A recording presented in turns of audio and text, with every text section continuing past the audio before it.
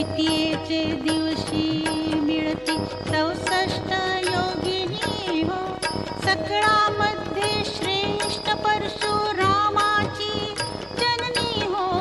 कस्तुरी मळवट भांगी शेंदूर भरणी हो. उदोंकार गर्जती सकळ चामुंडा मिळणी हो. चामुंडा मिळणी हो. उदो बोला उदो अंबाबाई माऊलीचा हो. उदो बोला उदो अंबाबाई माऊलीचा हो. तृतीयेचे दिवशी अंबे शृंगार